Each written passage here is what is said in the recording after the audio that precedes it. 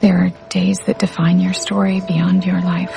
Welcome to 5 Minute Arrival, the podcast where we look at the film Arrival 5 minutes at a time. I'm Robert. I'm Sarah. Any questions? What do they want? Where are they from? Why they're here? This is the priority. Our priority today is minutes 21 through 25 that starts outside the tent at the base camp by the Shell in Montana. And then we immediately cut into the tent, an orange tunnel, as Marks tells Ian and Louise that these two soldiers standing there will take their bags, and I'll take your cell phones. And we cut to a different angle as he says cell phones again, and Ian hands him one, but I noticed going through this that Louise does not hand him a cell phone, which means either she keeps hers or she doesn't have one. I know later she doesn't have one because the climax of the film is that she has to find a phone at one point. So maybe she just forgot it, or she doesn't carry one. I'm surprised he wouldn't assume, though, and ask again. Like, hey. Well, he says it twice. Oh, okay. But she never hands him one. Maybe they just edited around it accidentally, and she was supposed to hand him one first. And, I forgot to say, we are here with a guest. Yeah, I thought that was a little rude, but okay. We've only had a guest once on this show. I forgot when we introduced them. I've been listening to the Room Minute too often. Or I thought it was going to be one of those things where you did an intro, and then you did your, and then you know. No, I was thinking of the room where I wait until they talk, and then I acknowledge them. I'll edit it so it sounds normal. And we're here with a guest, Chris Frain from Open the Podcast Doors, Hal, and This Means Something. I think there's a subtitle to both of those, but Movies by Minute shows about 2001 and Close Encounters of the Third Kind. Welcome, Chris. Hey, Robert, how's it going? Good. And I'm the host and actually co-host of This Means Something. Yes. Tierney Steele helps me with that podcast. Actually, she's a driving force behind that podcast as well. And I'm excited to be here, and I think that Arrival, it's not going out on a limb to say that it's a kindred spirit of a film to Close Encounters. And also, I think visually and also in terms of pace and theme and all that, I think it sits pretty well with 2001. I mean, you could make a triple feature out of these. So I'm excited to be here, and it's a good fit, I think. Yeah.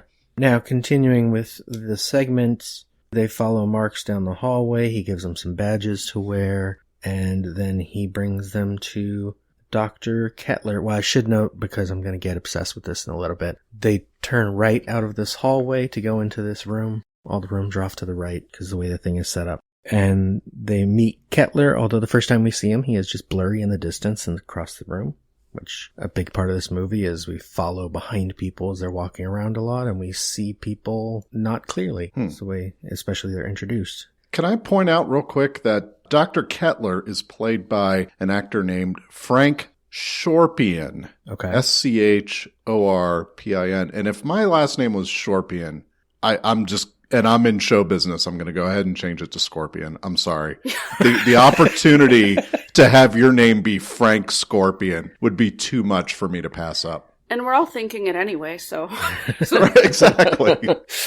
My note on Kettler was that, because I just watched The Day the Earth Stood Still this past week, is the general in that movie is named Cutler, and I don't have any evidence of this, but I was wondering if this is a reference to that, or just a coincidence. It's funny how this setting and these characters borrow from 1950s science fiction, yes, which, of course, tended to be more campy or more ham-fisted. I mean, it's the classic setup of, like, military, civilian, but intelligence maybe related folks, and then the scientist/doctors. Yeah. You know? And inevitably there's going to be a conflict between them. Exactly. Yeah. And, you know, that struck me on my most recent viewing that, like, this is, at least in its initial setup, very similar to just like The Day the Earth Stood Still or the original Godzilla. Yeah. You know, it's like,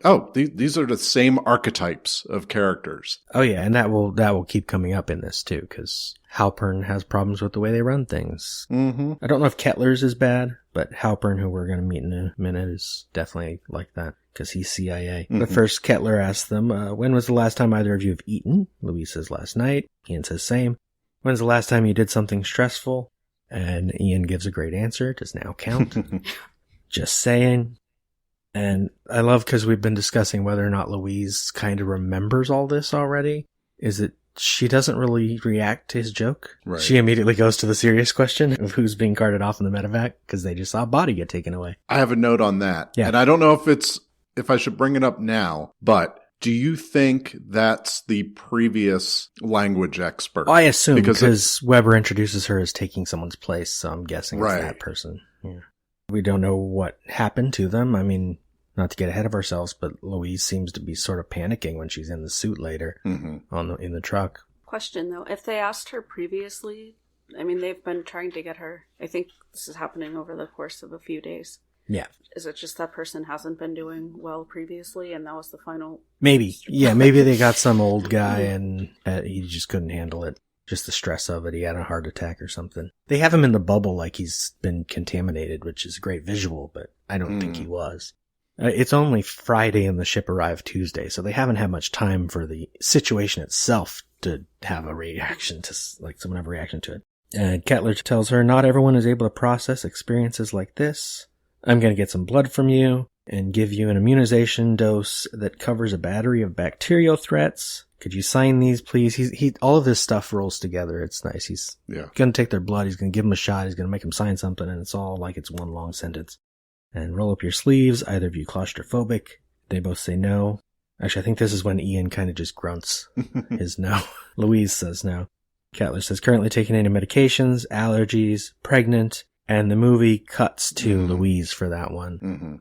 Because, I mean... Well, she's the only one. She's the only one who can answer that one, I guess. Right. As far as we know. And she says no. But in the previous 20 minutes, we've seen what we think are flashbacks. Yes. That she has had a child, yeah. So, I don't know. There's a little bit of poignancy there. I like that. Yeah, it gives her a moment of thought regarding, a child. Kettler tells her the booster is a kick to your system, so you may experience some side effects, nausea, dizziness, headaches, a ringing in your ears like you have tinnitus. And I looked this up, and that sucks. Some people have gotten really bad tinnitus and gone partly deaf after certain booster shots. Yikes. Like, I don't think I want one of those booster shots. Are you an anti-vaxxer now? Yes.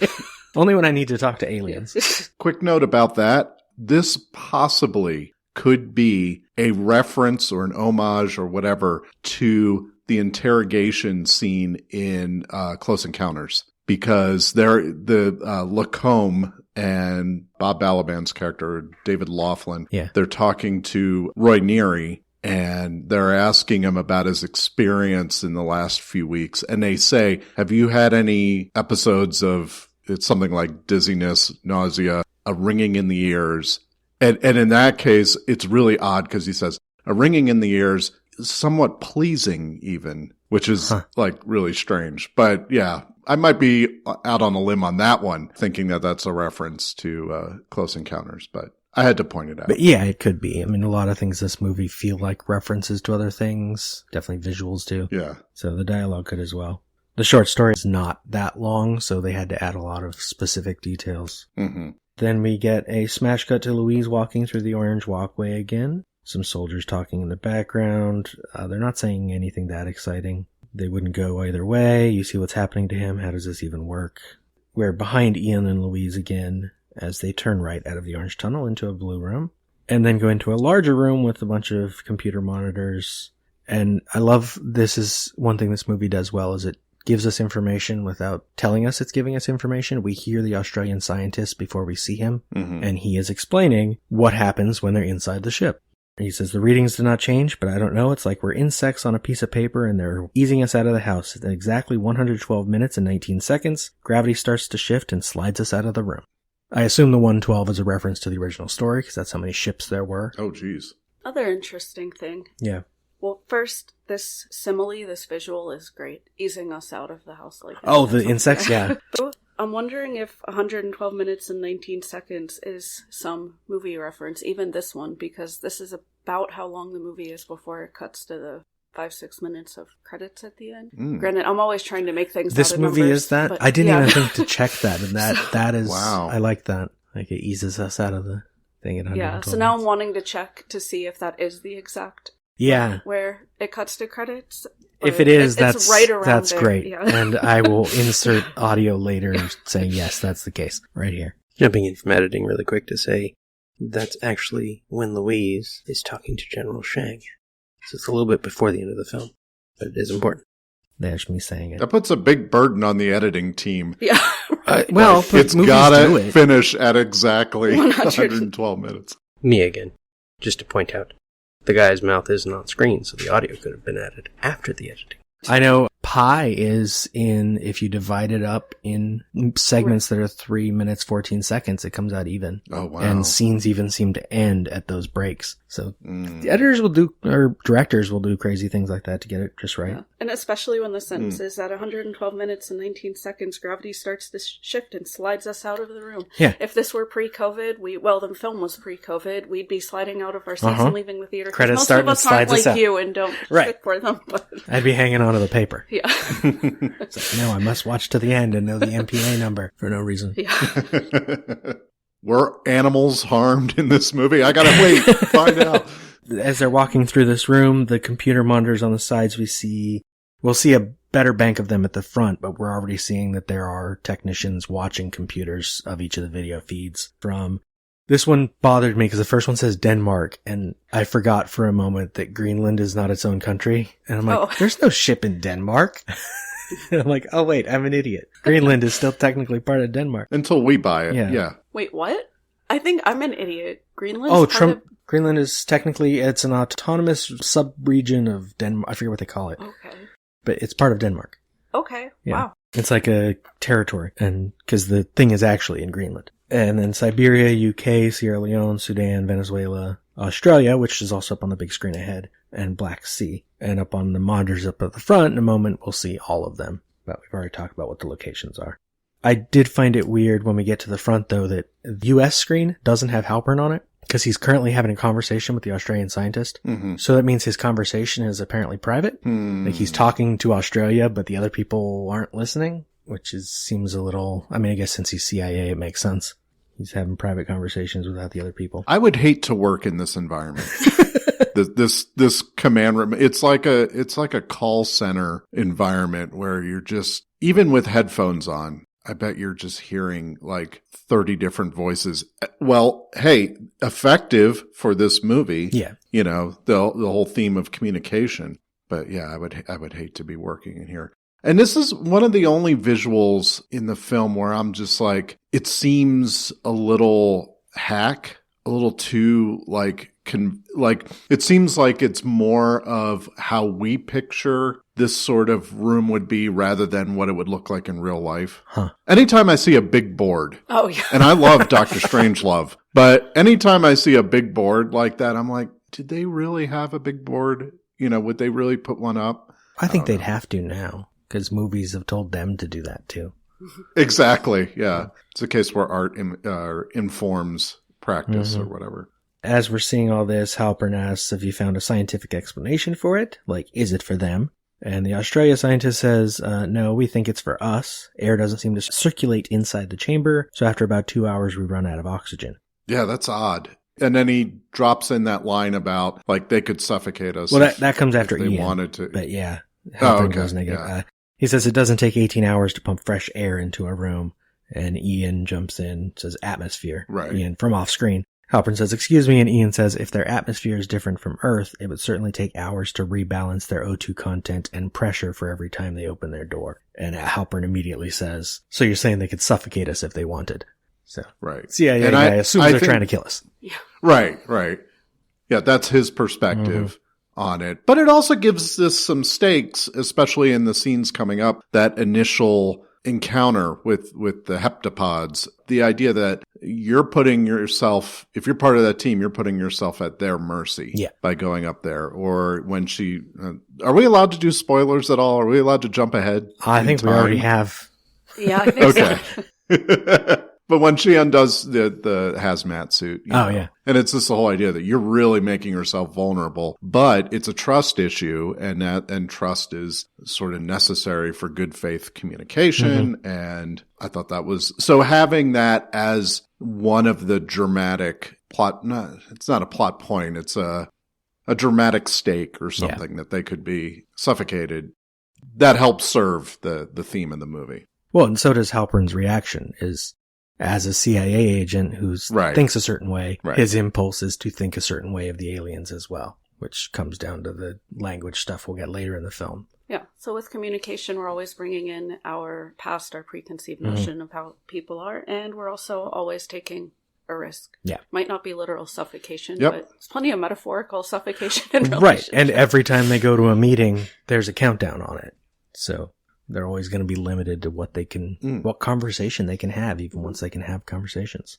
That's when Weber jumps in, says, "This is Agent David Halpern with the CIA. Let me get you two to your station." So he gets them away from Halpern. And he leads them into another room that is now off to the right from this larger room. And this is where I go backward and look at the aerial footage of the camp, because this layout does not match the camp, and it bothers me. Oh, you're doing some Room 237 Right. analysis of this. Like, Yeah. it's There's no impossible window for there. Danny to keep making that left turn. The hotel doesn't look like, doesn't match up to that. And Yeah. the camp looks like it might have even been real, like they set it up out there. But I guess the interior stuff is easier to do at a set. So all of this stuff is I didn't check the end credits, but probably somewhere outside London. I don't know where they filmed this. No, they filmed in Canada. Yeah. At some studio. And it doesn't quite match, because there is a long hallway, but then all the rooms are to the right. And then the other rooms are disconnected, so they wouldn't be able to go from room to room like this. But they do, because movie. Weber jumps in, says, "Remember, we need answers as soon as possible." Actually, listeners would have heard this clip a lot, because it's in our opening. What do they want? Where are they from? Why are they here? This is the priority. And then they come into a room with a table and some soldiers about. There's at least one guy who's dressed like a civilian. Weber says, "Everyone, this is Dr. Ian Donnelly. He'll be running this team here." So I guess this is The physics guys. the physics team. Ian just has questions. Have they responded to anything? Shapes, patterns, numbers, Fibonacci. Synthesizer music. Right.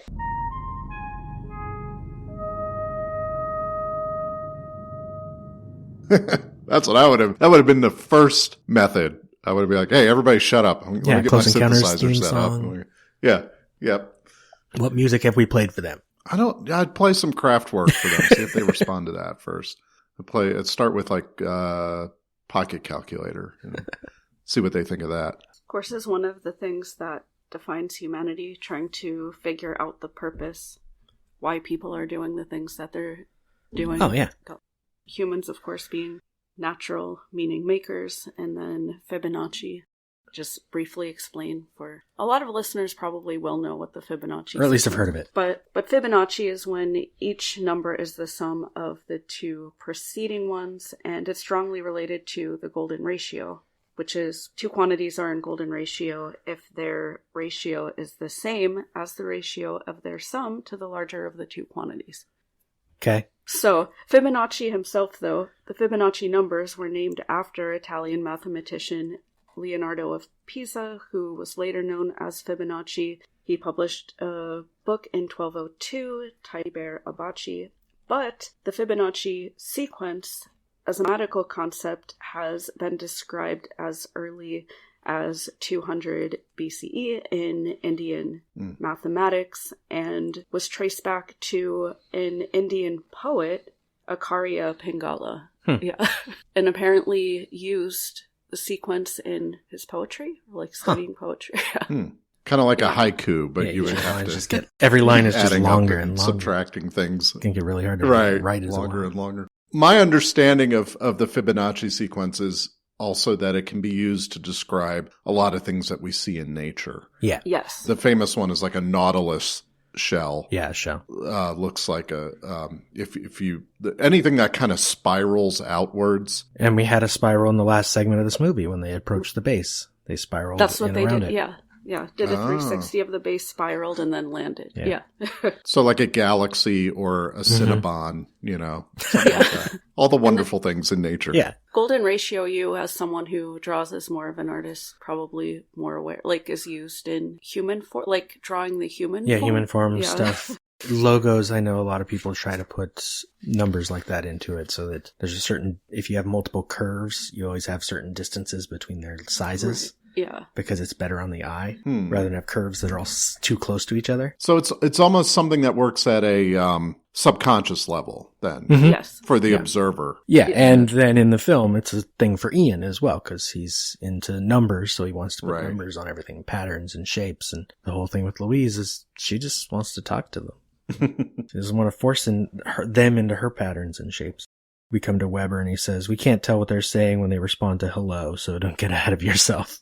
I think Weber is looking more to Louise for them getting something done. And then we follow, Weber takes Louise now into a room, again off to the right. So they're circling. Actually, maybe that's why the set was built this way. The set is also a sort of spiral. Yeah, and one other quick thing about shapes in this film. In this scene in particular, we have like the dark rectangles of the lights, and you have the rectangular ceiling, you have the squares that all of the the military base is all rectangular countries are. You just have like a lot of harsh geometric patterns, and like Chris mentioned, it just feels like very constricting and harsh and chaotic at the same time because too many people are there. Yeah. They're talking, so I think that's purposeful. And you get a lot of juxtaposition in this film of like the spiraling of like the circles, the spheres with this harsh geometry, which we've talked about earlier in the framing just from the house. Yeah, it almost reminds me, have you seen Sicario? Yeah. It reminds me of when they go into the tunnels under the border. Like that's what, every time they're walking down these hallways, it has the same lighting and claustrophobic feel that movie had. Yeah, there's not much reason for this hallway to be here. All of these buildings could just be separate. Right. The hallway is just an extra thing. The only thing I could think of is you want to keep people out of the rain. Yeah. And or if there was some sort of radiation or biohazard emanating from the thing, that at least gives you the ability to move between buildings without having to suit up. Yeah, some level of protection while you figure out what's happening. But yeah, tent cities in, that we use for our forward deployed bases or whatever, they don't have hallways, I don't think, between them. That's like wasted material. And these hallways aren't tents exactly. They're rectangular like constructs. They've got frames to them. Louise says, what have you figured out? Whoever says, we're just getting started. Good morning. He takes her into a room of a bunch of people. I like in the last room, Ian immediately shook hands with some guy. Like they're being friendly. Here, one of the guys is already getting up to shake Louise's hand and say hi. And he says, pleasure meeting you. And there's already two other people getting up. Like people are excited to meet each other, which is nice. Maybe these are other linguists who know who she is. I don't know. That's what I was going to say. It establishes her, or reestablishes or reinforces her status as like one of these preeminent linguists. And as podcasters, we should recognize the files everyone has open on their computers in this room look like sound files. Yeah. So they're probably examining what the aliens are saying. So Weber introduces her. So she'll be heading their team, taking over the mission from Dr. Walker. So yeah, Dr. Walker might be that one who just got taken out. And then an alarm sounds, and Weber says that's a 15-minute warning. You scuba dive before? And I like that people's lines all blend together here. Punctuation doesn't mean much in this place. It's like an Altman film. Everyone's talking over each other. Yeah. And then we smash cut to the dressing room, which has a metal frame in it. So it's might be more of a self-contained thing that got delivered as is. As the camera tracks backward, you can see it's divided into segments too. There's the segment where Weber is, where they're putting the orange suits over their white outfits. And then there's the room where Marx is helping Ian and Louise. And there's some other people helping them all put their white suits on. Ian asks, what kind of radiation exposure are we walking into? Marx says, nominal. These are just for safety. As the camera tracks back, we also get that framing of rectangles within rectangles that this movie does a lot, framing things like the movie screen. And Louise says, is there any physical contact with the, am I the only one having trouble saying aliens? Which no one answers. It's weird. I don't know why that line just kind of sticks out to me. Like she wouldn't say that. Right. When I was reading the transcript, I put it as Ian, and then I watched the minute, I'm like, wait, Louise says that. Like it feels more like an Ian line. Yeah. Because she shouldn't be having trouble saying aliens. I think the idea is like, this is the first contact with extraterrestrial life. If this really did happen, it would be so strange to be an academic and yet use terminology from sci-fi movies. Does that make sense? Well, except aliens isn't necessarily a science fiction term. Oh, I know, but I'm just saying that we have 100 years of history where it's purely a theoretical Yeah. or a fictional construct, the idea of aliens. And then you're asked to do this in real life, go talk to these heptapods, whatever. And it's like, oh, you mean, wow, I can't believe I'm saying this. The aliens. Like, it's just that shock of realizing you're in what is essentially a science fiction movie, but it's really happening. Well, yeah, I don't think it's a line that's a problem. I just think it would have made more sense if it were Ian than Louise, because she isn't shocked by this. Yeah. Possibly because she already kind of knows it's going to happen. Like, she's only realizing, hey, this stuff I had in my head is kind of real. But then Mark says there's a wall, like a glass wall. You can't get to them. Ian asks, so what do they look like? And Mark's is kind of a jerk, so you'll see soon enough. Hurry up. I think that's great. And I'm going to, again, bring up Close Encounters. The idea of teasing the audience and then not revealing, and then revealing a little bit, and revealing a little bit more. This was like he was trying to get the shortcut for the audience, Well, what do they look like? Tell me real quick, No, I'm not going to tell you. And it's like, oh, now we got to find it. And if he had said, oh, they look like giant squids or whatever, we would already know, because did they reveal what these looked like in the advertising for the film? Do you remember? I think we had seen that they have that weird hand on the glass. I think a trailer included that. Yeah. And that's about it. But no, we hadn't really seen them. So I, as an audience member, of course I want to know, but it's better if you don't tell me until we get there. Yeah, I just wish they also didn't tell us that they weren't telling us. Exactly. Just get rid of it completely. Like, don't even have Marks respond. Like, he's already walking out of the room. Like, oops, he missed the question. Right. We cut to Louise, now in her orange suit, exiting the orange walkway. Floodlights off to the left. The shell is up ahead. Trucks to the right. Then we get a reverse. There's a helicopter still dropping things off. They're still building this. And the sound design switches to inside Louise's suit, which you would be familiar with from 2001. They do that a lot. Yep. Stanley Kubrick himself recorded the breathing audio inside the space helmet. So there are long stretches of that movie where you just hear the astronaut breathing. And yeah, that's one of my favorite bits of trivia that I learned while doing that podcast, was that he basically just put on a helmet, went into the recording booth, and had them roll him breathing inside the helmet for, 20 minutes or something, and then just put that together for the film. I forget what movie I was just reading about the sound design for, but they were talking about recording through people. Like, they would purposely put the microphone up against the back of someone's body to record something in front of them to get this sort of echoey, weird sound to it. And that's the kind of thing you might get here with, like, the muffled sound. Because, yeah, we hear the breathing, but we also hear there is other stuff going on. She can hear stuff. It's just we're inside the helmet with her. Right. And then we're behind her again with the camera.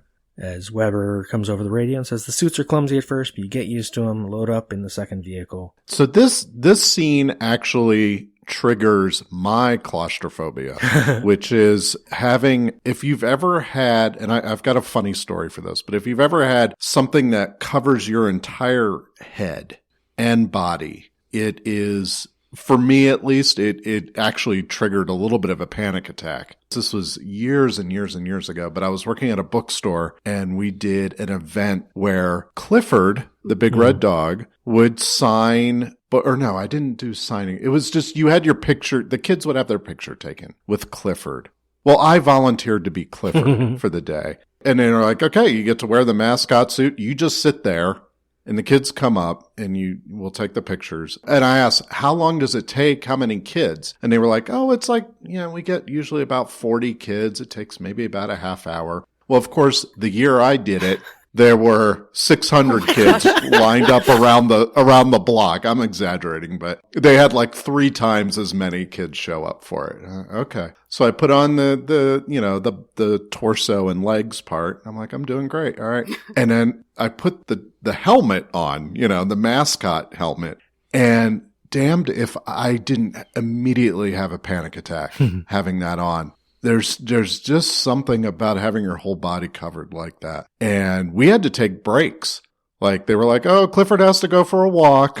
He'll be back in 5 minutes. And I would go out the back door of the store and take that thing off, like, as soon as that door closed. That's what they do at Disneyland. Yeah. They have the people characters. that come and walk out and get the characters to walk them away to take a break. Yeah. They're only allowed to be out there for, I don't know whether it's 45 minutes or an hour and 45, but either way, it's like they're taking very frequent 10 to 15 minute breaks in those suits. And I can relate to that. I have sensory issues anyway, but I don't like anything on me. I didn't even wear Halloween masks as a kid. I hated even face painting, which isn't even constricting, but just that idea of stuff being on my body earlier. Yeah, exactly. And especially my face. I don't like it. Yeah, so I sympathize with our protagonist here.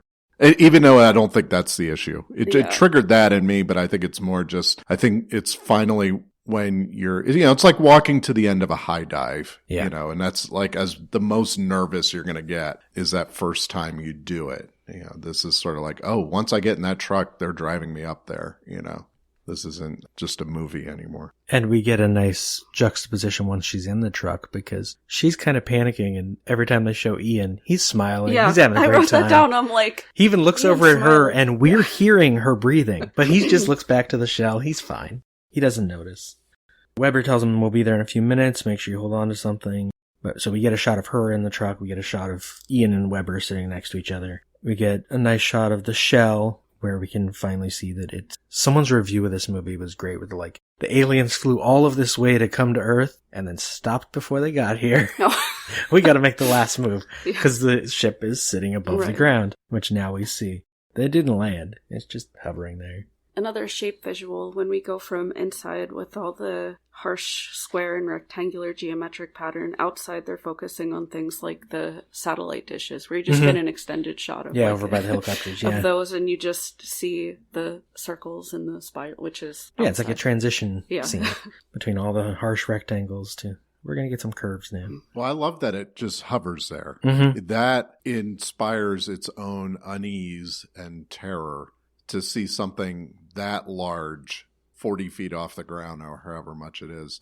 I think that was a great idea. I don't know if that's in the original story. No, the original story of the ship is different. It's this translucent spherical thing. Even the script, it's this semi-translucent sphere that I believe is just sitting on the ground. This was something they did just for the movie. And I think it works much better visually. Yeah, I do too. Even metaphorically, think about it. What's the scariest time in communication? It's right before the communication, right before you have to have that hard talk with someone, or right before something's about to happen. Yeah. Just like that. And in that moment, they have to go underneath this giant thing. So it makes it even scarier.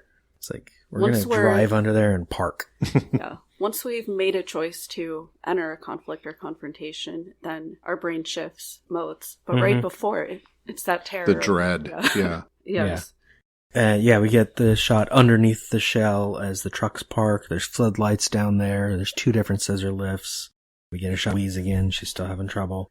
And then we get, and this was accidental that we got you for this episode, but we get that shot of just looking up at the shell, taking up most of the screen. I immediately got excited and wrote in my notes, it's the monolith. It's that shot of looking up at the all it needed was the sun, cresting over the top of it. I would have said, I caught you, Villeneuve. I know what you're up to. But yeah, is that what we end on here for the 5 minutes? Pretty much. It barely cuts to another shot of the trucks, but then it cuts off the segment. So basically, that's the last shot of this segment is just looking up at the ship, and also Zarathustra. Yeah. Doesn't start playing. Yeah. That's okay. Right. This has its own score. I may have to edit this out, but speaking of monoliths, did they ever figure out what the other monoliths were? The thing in real life? Yeah, the real ones. Oh. We had a third or fourth one, and then I haven't heard anything in a week, I don't think. Here's the crazy thing. I went to pick up presents for a Secret Santa exchange. Trust me, this is going somewhere. And I went to I ordered them from our local REI here in Albuquerque, and I went to pick them up, and there were these cars behind me, and they were trying to get around me as I'm pulling into the parking lot for the REI. They're like right on my tail. And I'm like, this is strange. And I get the merchandise a few minutes later, and there are cars just piling into this parking lot and going around me. And I'm like, I don't know what's up. I go home. The next day I see in the news that there was a monolith right just like 20 feet from where I was, or yeah, maybe not 20 feet. I would have noticed. Maybe 200 feet. Yeah, I'll multiply it by 10. On the other side of the parking lot, and everyone was going to get their picture taken next to it. See, I didn't even hear about one in Albuquerque. In the parking lot of an REI, and it was the one that we know, the silver, thing. And so I saw that in the news, and then, of course, the way human nature is, later that night, a bunch of people vandalized it and tore it down. So, in that story, there was a statement from an artist collective in Santa Fe that sort of claimed responsibility and said, and you can buy one for $20,000. And that seems suspicious to me. I'm convinced it's a branding marketing thing. Yeah. It's being rolled out very much. Well, the first one was weird, though, because it was in some spot in Utah where, like, no one would have seen it if no one had happened to go climbing. You can't get to it. Well, you have to invest people in the weirdness of it. Right. And so it's like they had to wait until someone found that first one and then, okay, put up the rest. If this is in here, the show, by the time maybe we heard what it's a marketing for, and we'll put in their advertisement here. Yeah. Or no, I won't. I'm still curious, and of course, like, had it happened 2 years ago when we were in the thick of the podcast that we were doing about 2001, I would have just lost my mind. I would have been like, oh my God, we have to go to every one of them we and have to figure this out. And touch them, see what happens. But I think I have this cynicism now as well that, it's just some marketing. It's the angel statue from The Simpsons. They're going to open Oh, yeah, I remember that. Wow, that's a really good reference. Yeah. I was thinking it was like when Aqua Teen Hunger Force came out, Adult Swim put up these weird, like, electronic signs in Boston advertising it, and people thought it was like a terrorist message or like some sort of signal to terrorists, and acted very angrily about it. And I'm like, okay, yeah. I don't know how you made that connection. I think this was like in 2002, so that probably had something to do with it. I don't know. Their origin and purpose are still a complete mystery, to quote Haywood Floyd. For now. Maybe by the time you hear this, everything's solved. But in the meantime, if they want to hear you talk more, well, not about 2001 anymore, but I mean, I'm sure it'll come up in your other show. Oh yeah. Well, the 2001 podcast, I mean, it's wrapped, but it's still available as far as I know. And that is called Open the Podcast Doors, How? And you can find that on Spotify and Apple Podcasts. And then this new one that we're working on, it's called This Means Something. It's me and Tierney Steele. We're watching Close Encounters of the Third Kind, and we're doing this 1 minute at a time. And that's also on Spotify and Apple Podcasts. And I think I successfully got it onto Google Podcasts. I'm not sure. As well as Stitcher and a few other places. But you can also find it on Libsyn. So Libsyn, which is a platform that like distributes it. So we have our own link on there. And I believe it's This Means Something podcast.libsyn.com. I should have written that down. But if you go to that site, you can probably find it there. Yeah, we're having a lot of fun with that. And I think you're on the schedule for that one as well. Mm-hmm. So just want to say, I look forward to listening to your 2001 podcast. I had never seen the film until a few years ago. I want to say 2016 or 17. Mm-hmm. My son is a fan. And he was on the show? Mm-hmm. Yeah.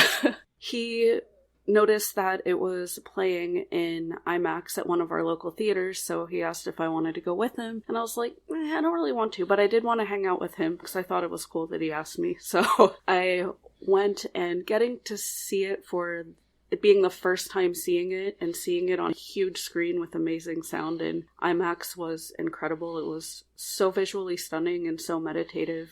We ended up going back, I think, 3 times. Yeah, saw like 3 different showtimes that weekend while it was there, and now it's in my top 10 films list. Wow. I am so jealous of you getting to experience that for the first time in the best way possible. Other than, Well, I take that back. I'm not taking that back. I'm saying, I'm taking back a thought I haven't said yet, which is, maybe the best way to see it would have been to be in that 1968 audience, with not having any idea what the movie would be. Yeah. But a lot of people reacted really negatively to it. Just like I'll use an example here. When I first saw Arrival, I didn't hate it, but I didn't know what to make of it. And it's only on repeat viewings that I get especially the emotional impact of this film. So, but yeah, I first saw it it was a 70 millimeter presentation of it, but I had already read the book, and that kind of ruined it for me. And, I still got to have the experience of this, the big screen. But most people haven't. Most people, the first time they saw it was on American Movie Classics or whatever, and that I can totally see if someone saw it on TV and that was it, they'd be like, oh, that was kind of interesting, but whatever.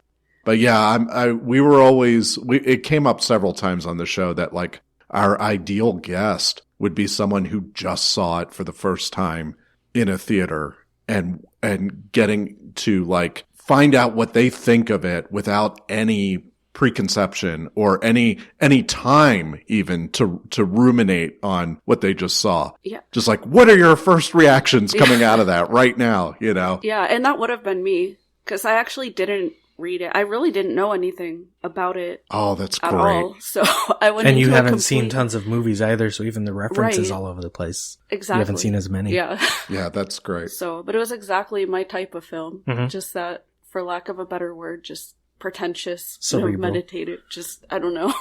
I love if I can just mentally get lost in something for a few hours. That's awesome. Yeah. And if you want to hear my current show, Life as a Playlist, where I tell autobiographical stories to the backdrop of top 40 music that impacted me while I was growing up, sometimes some social and political commentary as well, you can follow Life as a Playlist on Facebook, Twitter, and Instagram. And if you want to hear me obsess about science fiction, you can listen to Annihilation Minute every Thursday. It's 1 minute at a time, but I put a lot of extra material into that show, so it's taking its time and going very in-depth. Yeah, that just happened. Thank you for listening. Follow the show on Facebook, Twitter, and Instagram at 5 Minute Arrival.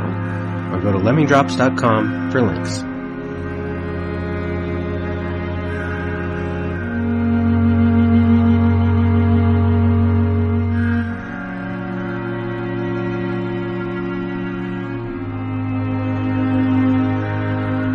I used to think this was the beginning of your story.